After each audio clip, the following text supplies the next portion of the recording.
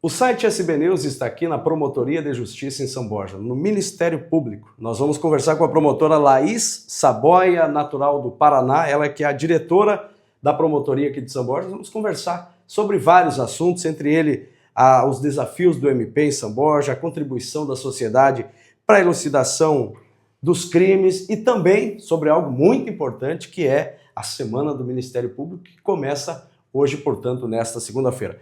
Doutora Laís, prazer falar com a senhora, boa tarde. Prazer. Doutora Laís, como é que foi a sua vinda para a fronteira? Como é que já está nesse tempo se adaptando bem aqui?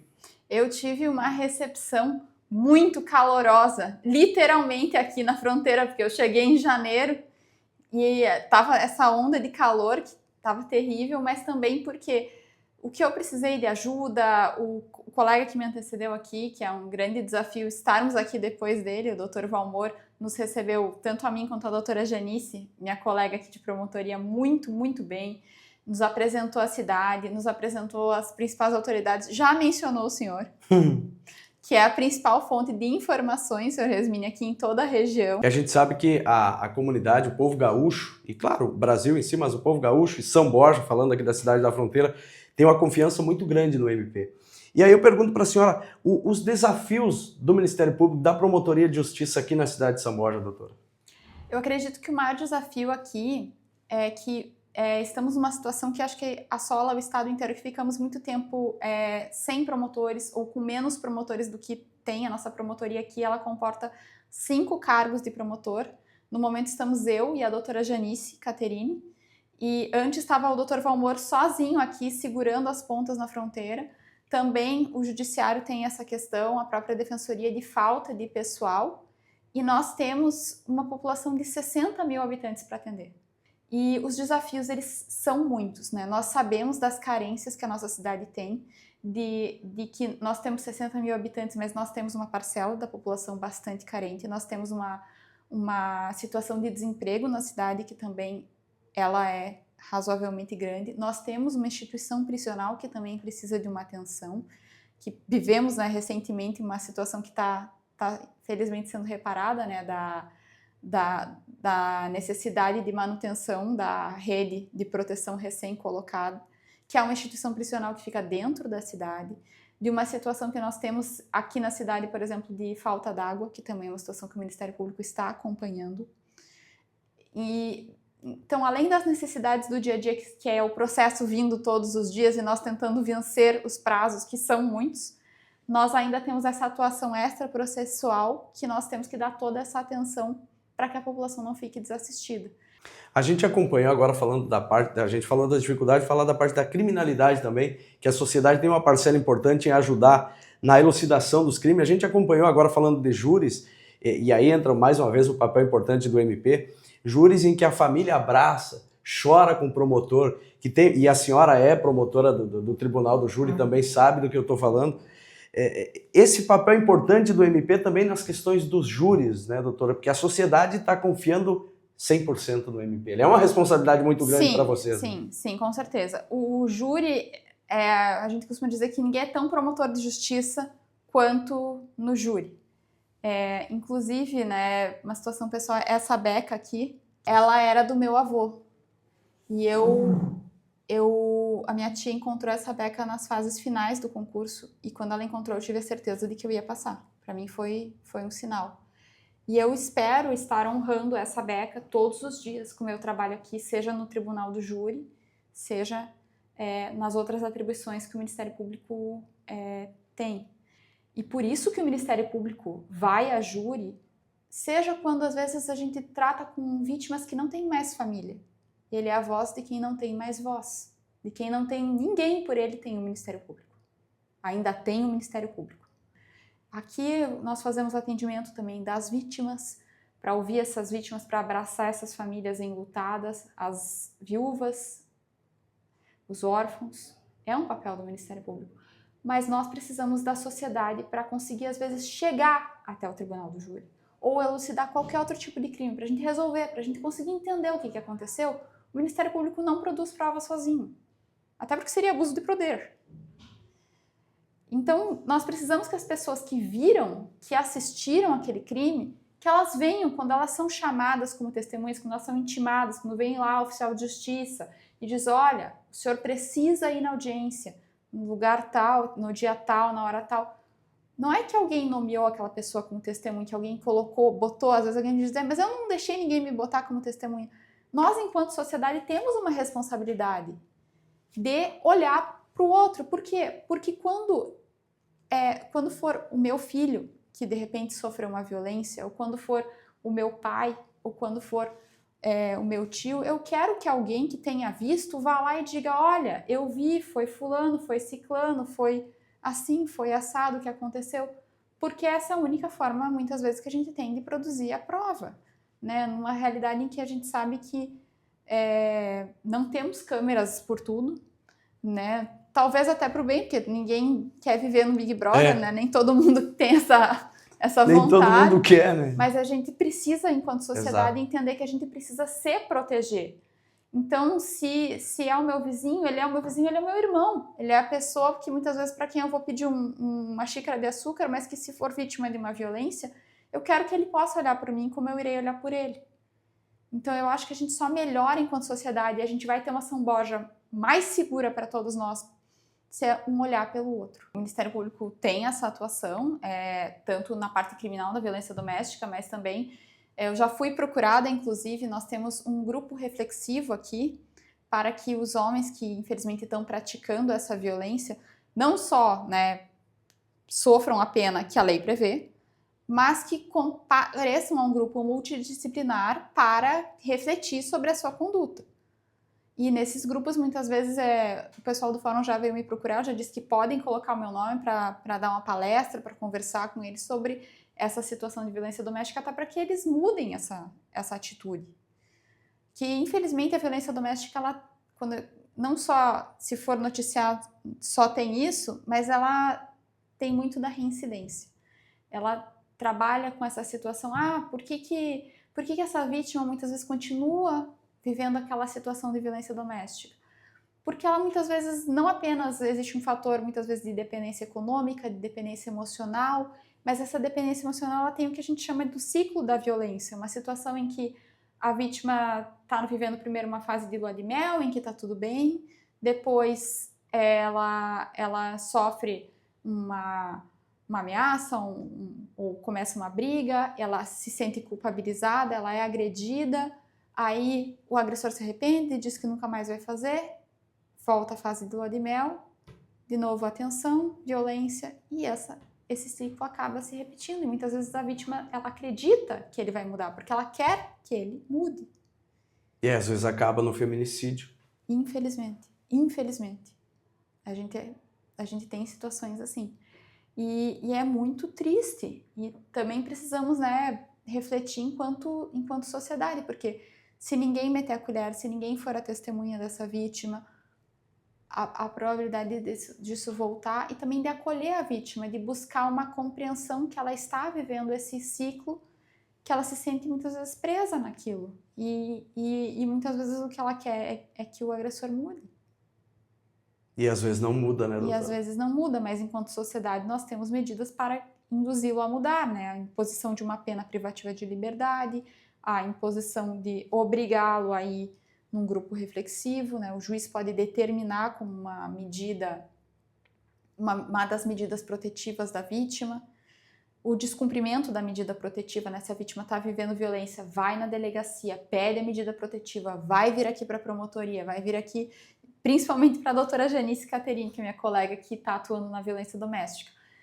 Vai avaliar, vai ser feito esse pedido, é muito rápido, né? Para ser pedido, vai preservar a vida, a integridade física dessa vítima. Se violar isso, vai ser preso. Então, não viole a medida protetiva. E buscar, né? Na verdade, o que essas pessoas querem, elas querem ter uma vida mais harmônica. E é como qualquer crime, a gente gostaria que ele nunca acontecesse.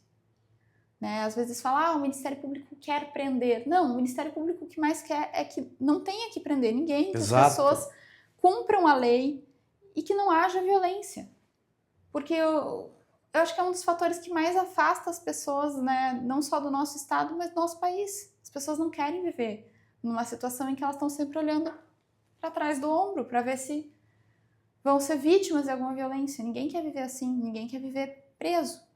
E a gente acompanha isso que a senhora falou. Cidade pequena até que não é tanto, mas as pessoas saem na rua com medo de ser assaltado.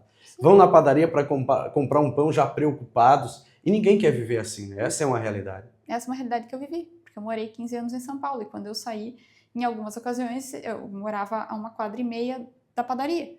Eu tive que entrar num comércio que ficava no período 1,5 quadra, porque eu estava me sentindo ameaçada. E é uma realidade que eu não desejo para ninguém. Ninguém quer viver assim. Não. E aí entra a importância da sociedade estar atenta. Sim, e contribuir. Eu fui chamada como testemunha. Mas é só um caso. Mas é um caso, mais um caso, mais um caso, mais um caso. Quando um olha para o outro, nós somos muito mais fortes. Mas nós vivemos uma situação que a gente, infelizmente, tem uma situação de facções criminosas em todo o estado e em todo o país. Mas nós só somos mais fortes que eles se nós nos unirmos. Se nós denunciarmos, se nós temos meios para denunciar, seja o crime que a gente chama, né, entre aspas, menos perigoso para aquele que está denunciando, seja para o crime mais perigoso. Nós temos a possibilidade de denúncia anônima, de testemunha protegida. Existe uma série de mecanismos para proteger essas vítimas e essas testemunhas. E nós só somos mais fortes enquanto sociedade enquanto denunciamos. E eu já lidei com algumas situações aqui, não aqui em São Borja, né, que eu cheguei faz 1 mês e meio, mas em outras, lá em Santo Augusto, em que a gente teve uma situação de ameaça de vítimas, e a gente vê que quando a vítima denuncia, ela volta e diz, eu estou sendo ameaçada, continuaram me ameaçando, esse pessoal vê que tem consequência, né? Se eles sofrem a consequência de continuar desses avisos, são novos processos que são abertos contra essas pessoas que escolhem cometer o mal, cometer o delito, cometer o crime. E elas escolhem por quê? A maioria das vezes não é, eu não tenho outra opção, não. É porque elas enxergam as outras pessoas como objetos, como peões, e não enquanto pessoas. E se a gente se dobra, eles se tornam mais fortes, é o que eles querem, ameaçar e fazer a vontade deles valerem. E por isso a sociedade, muitas das vezes, acho que o termo não seria se acovardar, mas às vezes as pessoas se acovardam por N motivos, por medo, por necessidade, e aí a coisa degringola, usando o linguajar mais popular. Sim, porque aí eles veem que eles venceram. Mas enquanto promotora de justiça, não vou me dobrar, nunca. Eu vou honrar o meu juramento de cumprir a Constituição. E é um sentimento que vem muito forte comigo. Eu estava em Porto Alegre essa semana para o curso do Tribunal do Júri. A gente teve um congresso nacional com 500 promotores do Brasil inteiro para debater o Tribunal do Júri. E nós pensamos, nós temos que nos proteger. Nós temos que proteger a sociedade, o mais fraco, a vítima. E eu vejo, assim, nesse processo que eu trabalhei, que a gente teve essa situação, fiz vários atendimentos de vítimas e fizemos essa situação, se a vítima voltou a ser ameaçada, teve consequência. Foi noticiado, foi buscado resolver. E se a pessoa vê que tem consequência, ela para. Porque tem pessoas que buscam, né, fazer o bem e tem pessoas que precisam que a sociedade mostre que tem consequência se fizer o mal. E nós não podemos deixar que o crime tome conta. Exatamente. Né? A sociedade precisa se unir para mostrar que é mais forte. Exatamente. E a forma mais adequada é cumprimento da lei. É muito triste, nós temos um dos países em que a população está tão cansada de ser vítima de crime que nós temos um dos maiores índices de linchamentos públicos. Por quê? Porque a sociedade não aguenta mais. Mas o linchamento público é uma coisa, ali aderir à barbárie. E é muito triste, porque as pessoas estão se sentindo, pelo menos na minha visão, numa situação que elas não têm mais o que fazer. A gente tem que mostrar que o caminho correto, o caminho que vai resolver é o caminho da lei. É o caminho da consequência, né, dentro do julgamento, do devido processo legal, e não das pessoas, né, tomarem aquilo. Porque as pessoas acabam se tornando criminosos também, sim, né? Sim. Porque daí depois tem a investigação e a polícia tem meios de chegar em quem fez e quando vê a pessoa está respondendo. Sim, mas assim, eu acredito que se nós tivermos, né, espero que venham para cá, né, já estamos recebendo mais 2 juízes, nós teremos mais um promotor novo no mês que vem, fortalecendo essa estrutura jurídica e mostrando para a sociedade que esse é um caminho que vai resolver. E que funciona. Nós vamos mostrar para a criminalidade que eles que têm consequência para o mal que eles estão causando. Doutora, vamos falar agora sobre a Semana do Ministério Público, que também tem uma programação muito bacana, né? Eu estou muito feliz de estar recebendo aqui a Semana do Ministério Público. Estamos recebendo colegas muito experientes. Um deles já foi promotor aqui no Tribunal do Júri, o Dr. Fernando Alves. É o presidente da Associação dos Promotores Gaúchos aqui também. E ele foi promotor do Tribunal do Júri aqui em São Borja. Então, ele, na verdade, ele não está vindo a São Borja, ele está retornando a São Borja. Retornando à terrinha. Exatamente, ele está muito feliz de vir para cá, está chegando daqui a pouco. E nós também receberemos a doutora Maristela, que está no GAECO,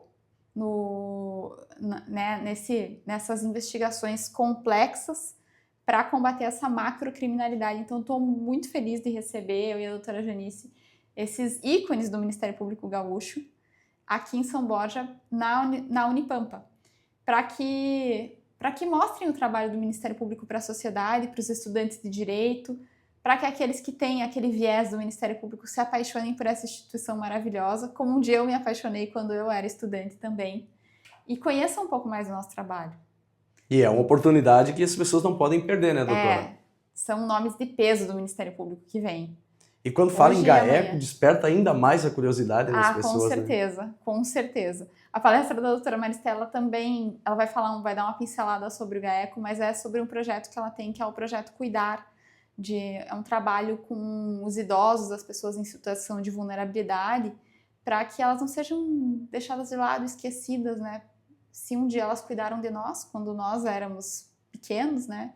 Infantes, e que agora, né, nessa idade mais avançada, que eles também integrem no nosso núcleo familiar. É um projeto muito legal que ela vai Isso é bem interessante. Aliás, muito interessante, porque talvez desperte, muitas vezes os filhos acabam... A gente vê no dia a dia achando que o pai, a mãe, o avô, a avó é um problema e não é. Isso é interessante mesmo, esse assunto vai ser muito válido e as pessoas vão gostar ainda mais de saber. E assim, é a melhor opção que nós temos, né? Ficar idosos. Se nós não cuidarmos dos nossos idosos, quem irá cuidar de nós também? Então a gente tem que tratar o outro como a gente quer ser tratado. Doutora, queremos agradecer a senhora por nos receber. O espaço do SB News vai estar sempre à disposição. Bom trabalho. Estou muito feliz de estar aqui. Muito feliz mesmo. Uma cidade maravilhosa.